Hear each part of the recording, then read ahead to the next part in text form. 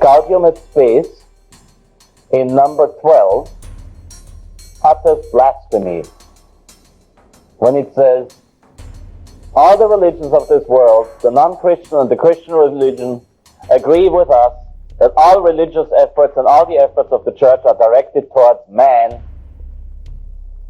That's a literal quotation. Directed towards man. Sounds familiar to the one who has read about the Masons. Sounds familiar to the one who has read about blasphemies uttered at the United Nations or at the Presidio. Doesn't it?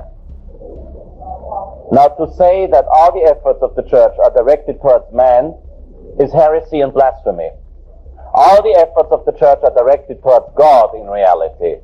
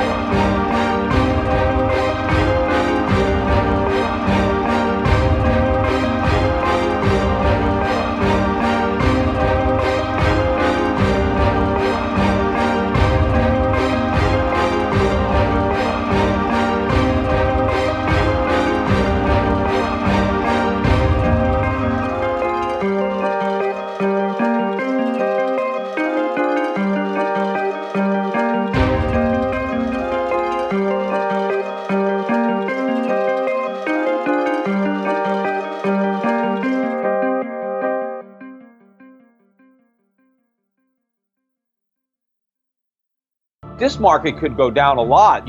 How much is a lot? Well, we could have a bear market. We haven't had one in a long time. That's a 20% decline because we've had this Yellen put.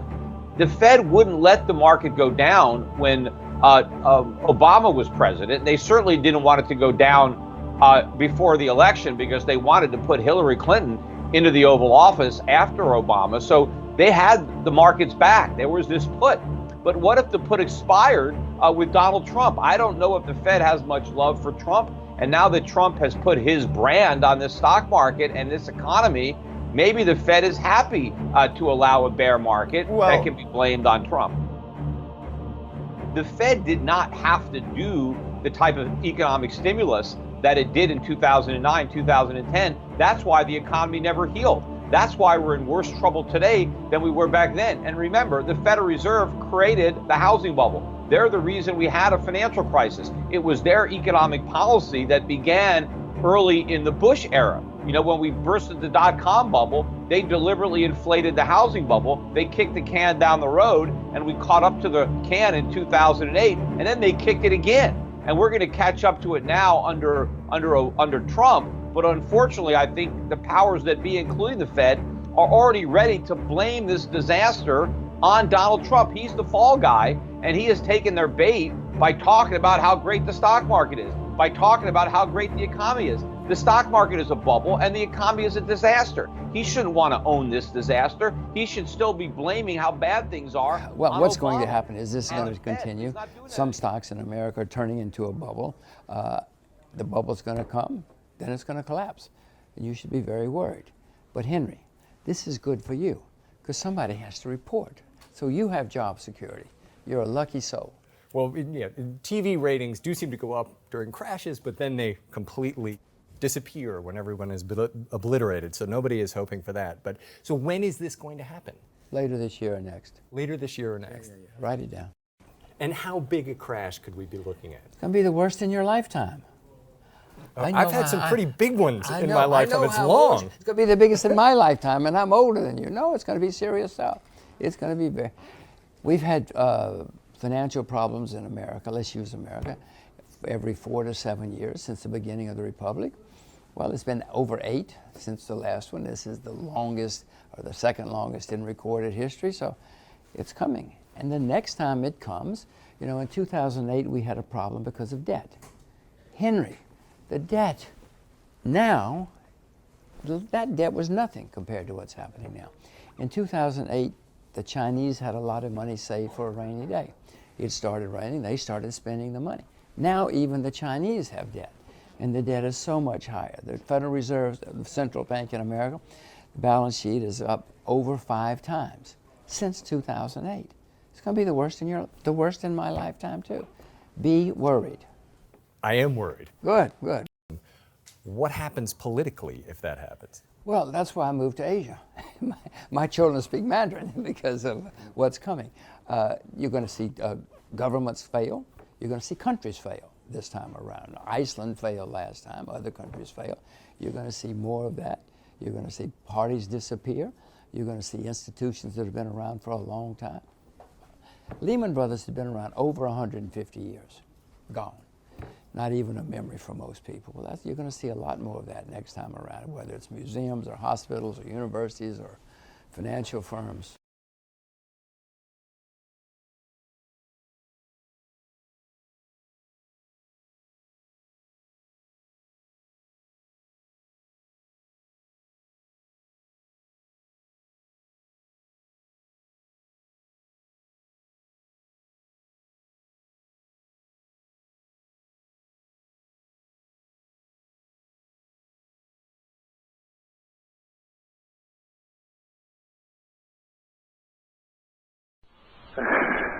Knowing the future doesn't help one's peace of mind, really does. And I remember I had the dubious privilege of reading the text of the third secret of Fatima, which I must guard by oath from repeating, but it isn't pleasant. I have a whole stack of faxes here asking me to ask you about that, and you obviously cannot speak of that. Not factually, not word for word, I can't, I took a note. But it ain't pleasant, and the less you know about it, the better, except that there is going to be a reckoning, and that nobody existing on the face of this earth will be exempt from knowing the power from on high. They will interpret it in different ways. That stands to reason. According to their beliefs. That's right, and their culture and their bias. And there will be people who, even faced with the certainty that there is a greater power above our heads, will say, they will deny it. They will. They'll reject it. The scientists, for example, will find a scientific explanation for it. They will. Remember the famous so-called Aurora Borealis in 1938? Well, I certainly am aware of Aurora Borealis, but not one specific. There was a specific one which they explained by saying Aurora Borealis, which really wasn't that at all. They all agreed it wasn't Aurora Borealis. The only one who put his finger on it was Adolf Hitler. And he said what? Well, he was in Berchtesgaden at the Wolf's Lair. That was his famous place when he for weekends with his cabinet. And Speer, Albert Speer, who was a member of his cabinet, his architect, tells us in his second book that night they all stood on the esplanade of his villa in the Bavarian mountains, looking out to the east and seeing these extraordinary sights of light. And Hitler said, yeah, now we have to shed blood. We didn't shed blood in taking the Tsar, we didn't shed blood in taking Czechoslovakia, but now we're going to shed blood. So he took that as a sign? Oh, he took it, and it was a sign. Because the Virgin who told the children in Fatima in 1917 about this sign, she told them it would take place just before the Great World War. She said it will be just before they start killing millions.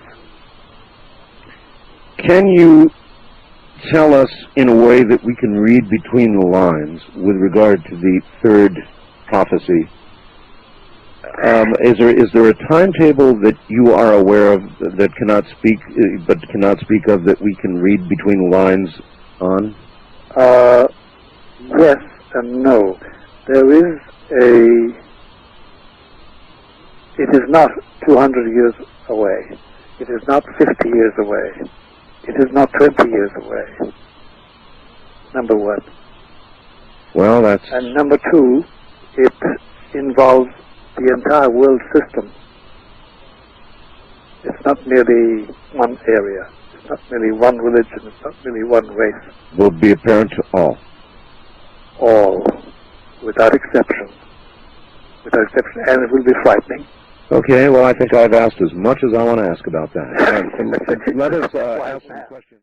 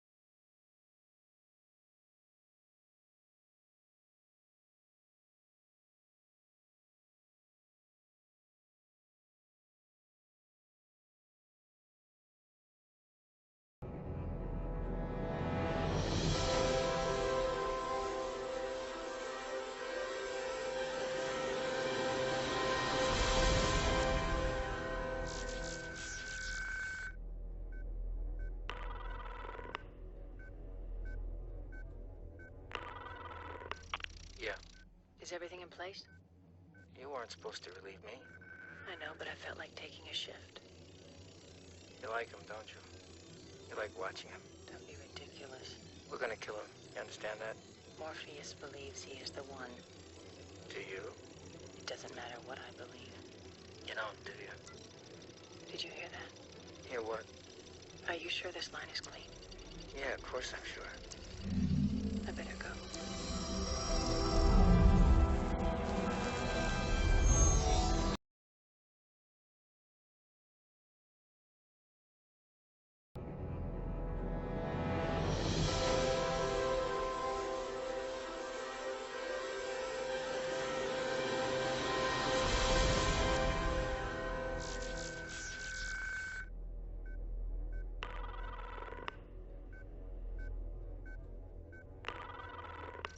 Yeah.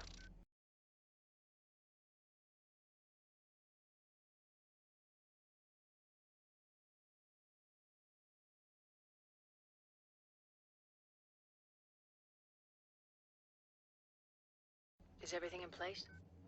You weren't supposed to relieve me. I know, but I felt like taking a shift. You like him, don't you? You like watching him. Don't be ridiculous. We're gonna kill him. You understand that? Morpheus believes he is the one. Do you? It doesn't matter what I believe.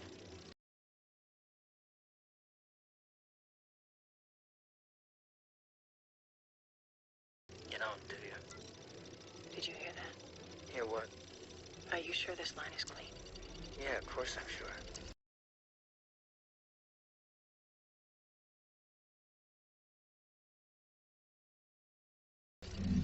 I better go.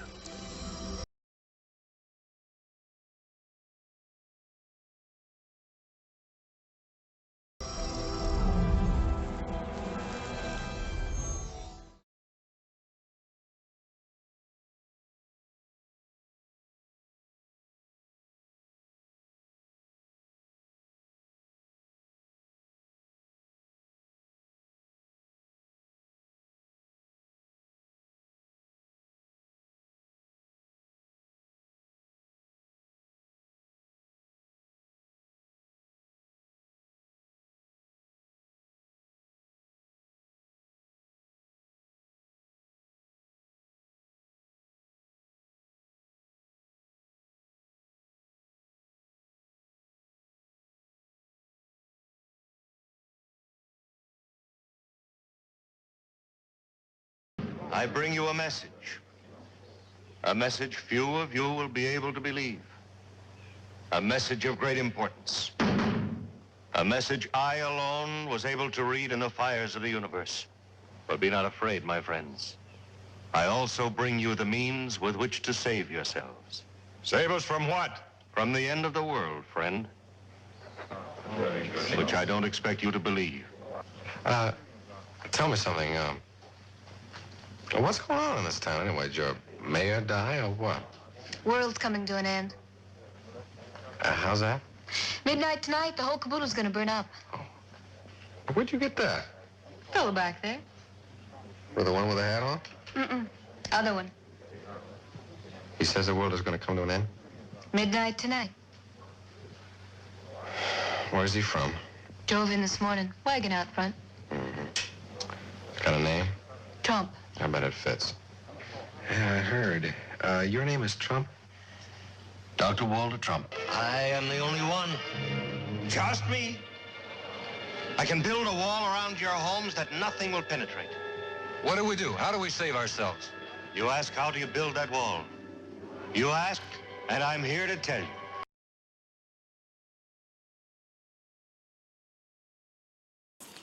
Please note that Einstein's clock is in precise synchronization with my control watch. Got it? Right, check them. What did I tell you? 88 miles per hour!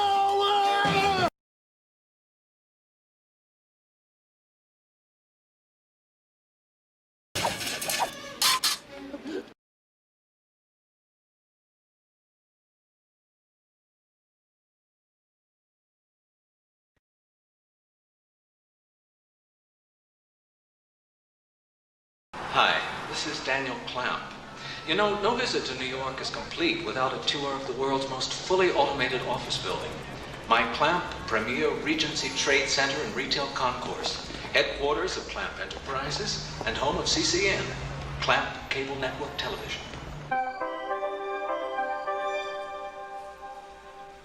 The death of Mr. Wing removes the last obstacle to developer Daniel Clamp's long-delayed Chinatown project. This quaint little shop, which once housed many rare objects from the Orient, must now make way for the future, Daniel Clamp style. The Clamp Premier Regency Office Center, where one man's dream became a reality. I hope you enjoyed today's tour, and don't forget, pick up your copy of Mr. Clamp's best-selling book, I Took Manhattan, on sale right here at our newsstand for only $19.95. Hey, that's Clamp. Let's go.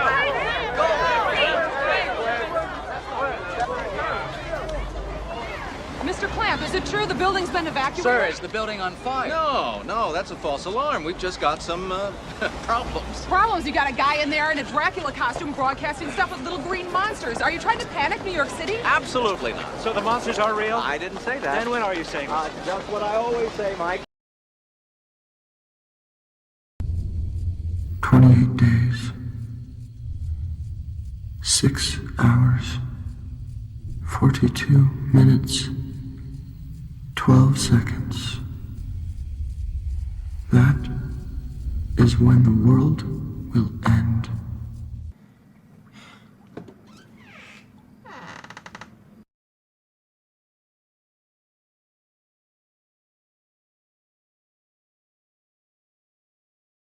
I want to bring to the presidency and to the White House beginning in January of 1989. Panama is a friendly country.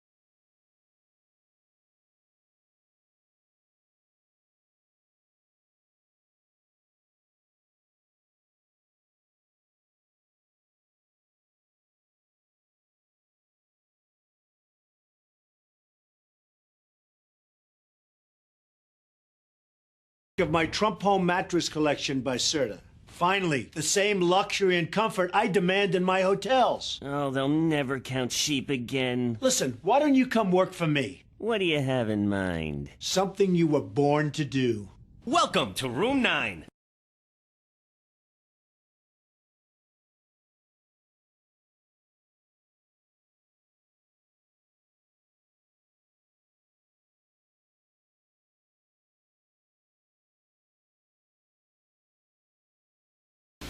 Here is NBC News Washington correspondent Robert Abernethy. Good evening. The northeastern United States tonight suffered its worst electric power failure in history. In the next few minutes, we hope to tell you in detail what happened and to pass on what little is known about why it happened. First, what happened? Just before 5:30 tonight, at 5:28 in New York and 5:21 in Boston, at the height of the rush hour, the lights went out in those cities and in most of the Northeast. Perhaps 30 million people in approximately 80,000 square miles were affected. There were massive traffic jams and confusion, especially at train stations. Thousands of people were trapped in darkened elevators. The New York City Transit Authority estimated that 800,000 people were underground in subways when the train slowed to a stop in the dark. Hospitals switched to emergency power. Candles and flashlights were at a premium. In New York, surgeons at St. Vincent's Hospital were in the midst of brain surgery when the hospital's emergency power plant failed. Police rushed an emergency generator to the hospital, and the operation was completed. Airplanes could not land at New York's major airports because of the lack of light and signals on the ground. They were forced to circle, flew on to Philadelphia and Newark, or later landed at their destinations, helped in by moonlight. As of now, power is back on in Massachusetts, Connecticut, Rhode Island, and most of upstate New York, but it is not yet back on in New York City, and the power company there, Consolidated Edison, now says it probably won't begin to come back until perhaps 3 a.m., and even then there's doubt about whether capacity can be built up enough to handle the big early morning load. In New York City and other cities, there have been reports of looting. Police ordered anti-aircraft searchlights set up to flood Grand Central Station, Times Square, and other parts of New York, moving from building to building at a 45-degree angle, trying to spot any possible looters. At the height of the blackout in Boston, a riot broke out at the Massachusetts State Prison in Walpole, nearby. Between 200 and 300 inmates, more than half the population, broke out of their cells in the maximum security section of the prison and roamed the cell blocks, smashing windows, tables, and chairs. State troopers ringed the prison, waited, eventually used tear gas to try to get the men back in their cells. Governor John Volpe of Massachusetts ordered all National Guardsmen to report to their headquarters. Governor Nelson Rockefeller of New York ordered all National Guard units in his state on the alert.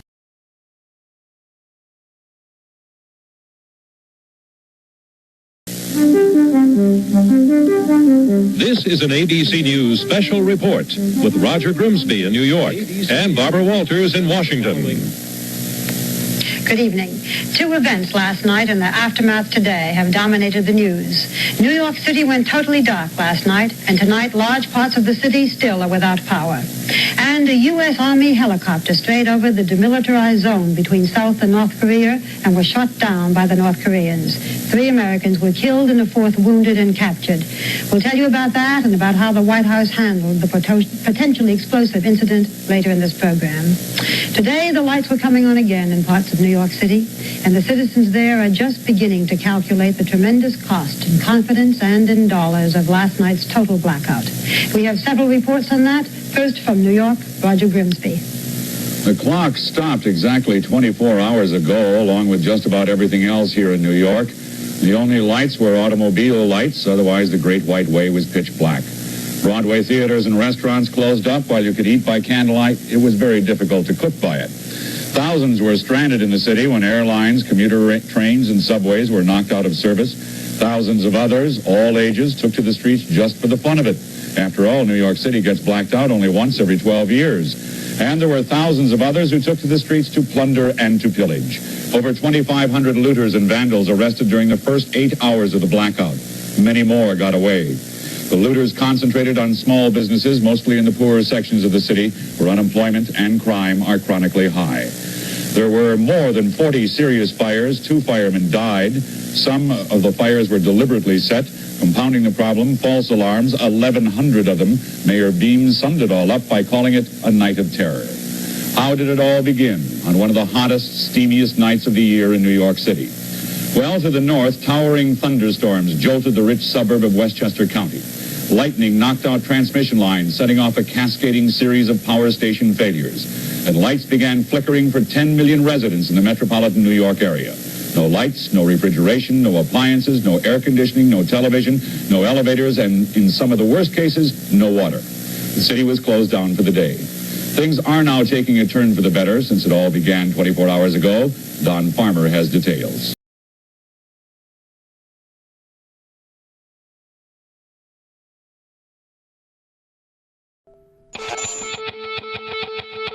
We are in the midst of what appears to be a colossal and history-making blackout. People trapped in elevators and buildings. They have activated the emergency command center. You're staggering, trying to take in as much information as you can. Mayor Bloomberg's advice is to go straight home. The subway system is down. Ottawa is completely without power now. The lightning-quick domino series of failures. Gotta go to the bathroom and you can't even go nowhere. 50 million people are thought to have lost power.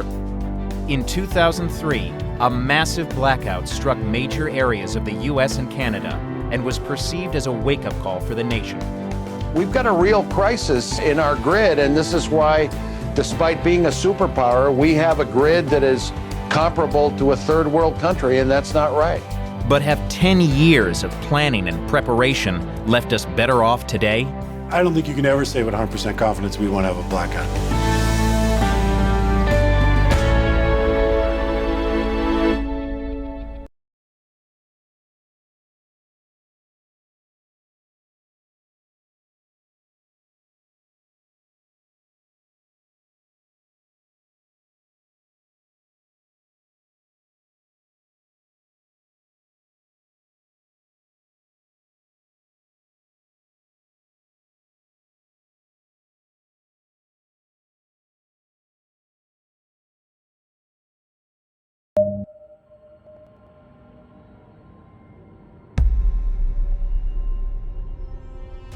Think of the internet for a moment as a weapon of mass destruction.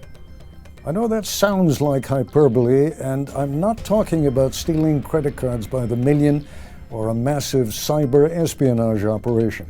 I'm talking about the real possibility that some enemy of the United States will launch a cyber attack on one of our 3 electric power grids, plunging tens of millions of people into darkness for weeks or even months. No electric light or heat or refrigeration, no running water, no waste disposal. That's not a fictional scenario. I've spent the better part of a year and a half now talking to some of the best informed experts in and out of government. And there's general agreement that the Russians and the Chinese could do it, but probably won't. There's more concern about Iran and North Korea, and a growing body of experts who worry that some terrorist group like ISIS, without the restraint that keeps governments in check, will find a way to buy the expertise. Unlike any other kind of threat this country has ever faced, it can be very difficult tracking the source, the origin of a cyber attack. Given all of that, you might assume that the government has formulated special plans to deal with the aftermath of such an attack. There are plans for hurricanes and blizzards and earthquakes, but this would be very different. The power outages caused by a targeted cyber attack would last longer and cover a much wider area than any of those natural disasters. So, is there a plan? No. I'm Ted Koppel. Some of you may remember me from my days anchoring Nightline. I didn't traffic in hysteria back then, and I'm not starting now. The internet can be used as a weapon of mass destruction, and our electric power grids are a target. That's a fact.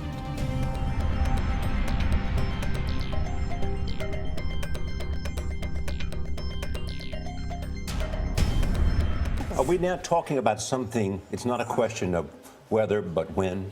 That's exactly the way that the four-star general who commands CENTCOM put it. He said it's not a question of if, it's just a question in a place like Manhattan, for example. If the power goes out, you know how the fire department and the police spend the first couple of days getting people out of stalled elevators. You're talking about a community of what, 8 million people? The food in a place like Manhattan would run out in a couple of days.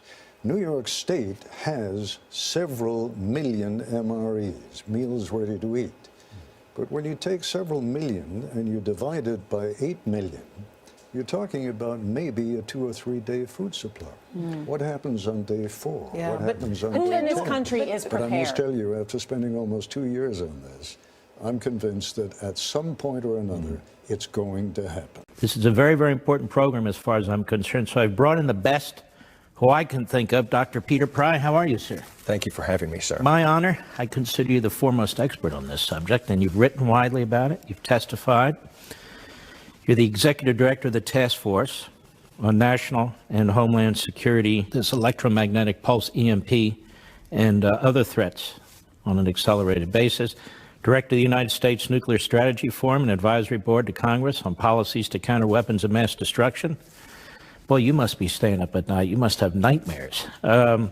You were an intelligence officer with the CIA, responsible for analyzing Soviet and Russian nuclear strategy and operational plans, including EMP threats. So let's begin at the beginning. What's EMP? Well, electromagnetic pulse is basically a super energetic radio wave. It's got so much power that it can destroy electronics across a huge area. In fact, across the entire world in the case of a superstorm, a solar superstorm. The EMP can be made by nature, by the sun, by a solar superstorm, or it can be made by man by a nuclear weapon, and it can be made by non-nuclear weapons as well. In the case of a sun, what we're concerned about is the once in a century, once every 150 years solar superstorm.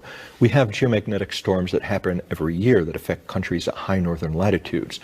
But once every century, 150 years ago, is NASA's estimate, a superstorm will happen that will create an EMP that is so powerful that it can destroy electronics across the entire world and put billions of lives at risk. Electromagnetic pulse. Yes. Is that what electricity does as it moves? What does that mean exactly?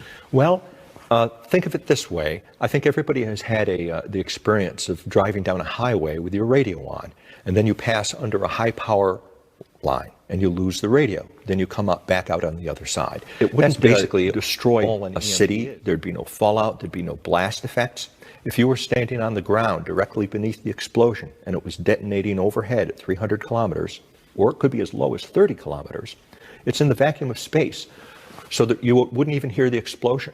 There'd be no blast effects that would reach the ground. There'd be no radioactive fallout. Have we ever had one of these solar scenarios that you're talking about? You said every 100 or 150 years. Yes, back in 1859, there was a solar superstorm that we call the Carrington event. And at that time, this was the electronics, the cutting-edge electronics of the day. This is an 1859 telegraph key. The colonial powers had strung telegraph systems all over the world, in India, China, Africa, North America. We had them in North America. We just laid the transatlantic cable so that North America and Europe were connected for the first time. And when the pulse happened, it was so powerful, and I think even your viewers will be able to see this simple switch is, really crude, made of heavy metal and all the rest. Telegraph keys like this were melted. The wooden base burst into flame. Telegraph stations burned down. The telegraph wires burst into flame and caused forest fires all over the world. The pulse was so powerful, it reached down miles deep into the Atlantic Ocean, burned the cable out, and had to be replaced. Now, this didn't end civilization in 1859 because those were the horse and buggy days. And it wasn't what you're yet saying is, electronic imagine this nationwide. Right. And when you start to think of electricity, everything we do is associated with electricity, isn't it? Even if you try and fill up your car, the gas station, the pump, electricity. Everything we do is related to electricity, no? Absolutely. All the critical infrastructures depend upon it. Communications, transportation, banking, and finance. We did an experiment on the commission, and I went to a grocery store and picked up an apple. And I wondered, how did this apple get to this grocery store in the Washington, D.C. area? The simple apple. And tracing the history of that apple, it turns out it was grown in an orchard in Washington. It was harvested mechanically. It was cleaned and packaged mechanically using electronic systems and electronic assembly belts. It was put on a refrigerated truck and then drove across the country so that people locally in Washington, D.C. could eat the apple. So even the simple apple depends upon hundreds of electronic systems in order to deliver it to us. And we wouldn't have the apple or any other food. In fact, there's only a 30-day food supply in the country to feed 320 million people. And water would stop immediately. You know, when you turn on the tap, it requires millions of volts in order to deliver that water through your tap. And the commission couldn't figure out how would we keep 320 million people alive with no food and no water, possibly for years. We estimate that if we had a blackout in this country that lasted 1 year, and that's entirely possible in these scenarios that we're talking about, we could lose up to 90% of our population to starvation, disease, and societal collapse.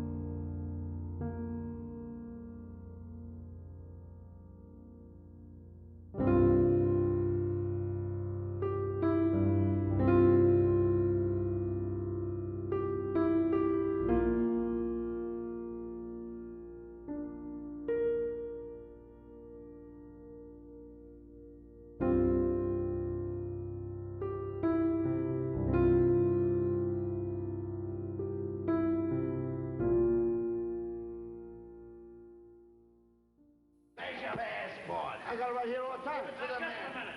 These men can't sail. I happen to be their landlord. They owe me 7 weeks room rent. Unless I get my money, they can't go on that boat. What did you do with the room rent I gave you? I gave him the money. Well, he said he gave you the money. He only gave me $28. Well, I was right. I gave you more than $28. No, it's $13 a week. That's right. We was there 7 weeks. That's right. Where's all the money? I gave him $28. What do you mean $28? That's all the guys got coming. Wait a minute, it's $13 a week. Yeah. I gave you 7 times 13. That's $28. I gave it to him. Don't say that. Don't say it. You didn't get that money? All I got is $28. Well, that's right. 7 times 13 is 28. Come here. Will you excuse us? Can you use this for a minute, please? Prove that to me. You want me to prove it? Prove it. Okay. Now, let me see. There were 7 weeks, right? I'm good at the fight. Go ahead. 7 weeks, and it was 28, right? Now, 7 into 28. You claim that 7 into 28 goes 13 times? That's right. Prove it. 7 into 2. 7 into 2. 7 will not go into 2. No, certainly not. No matter how much you push this big 7 into that little 2, it's not going to go in there. Therefore, you don't want to hurt that little 2. What do you mean? That's a cute little 2, ain't it? What do you do with it? I'm not going to push that big 7 into that little 2. What do you do with it? I'm going to put that little 2 right there.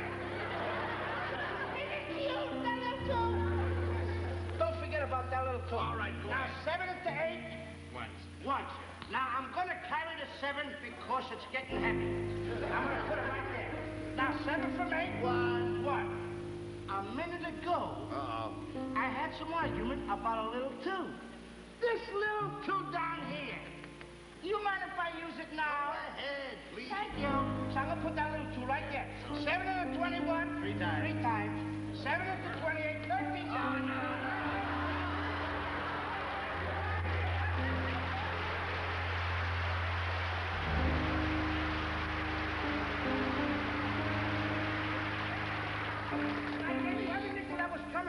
You only gave me $28. You know what I call it, wait a minute, come when here. you tell my partner that I didn't pay you off. Come over here. Come over here.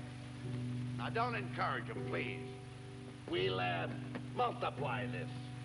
Put down. Come on, put down 13. You got no right telling my decision. Come on, put down 13. Okay. Come on, put it down. 13. Now, put down a 7. 7 weeks. All right, now, Make a line. Now, you claim the 7 times 13 is what? 28. Prove it. Get a load of 7 times 3. 21. 7 times 1. 7. 7 and 1. 8. And 2 to count.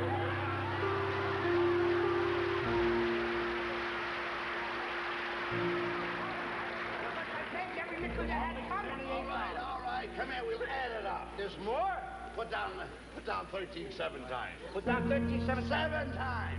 1, 2, 3, 4, 5, 6, 7. Now, you claim that all that added up amounts to what? 28. Give me the chalk. I'll add it up. There's a piece. Get over here. You're liable to come out right. There you are. That's 3, 6, 9, 12, 15, 18, 21. 22, 23, 24, 25.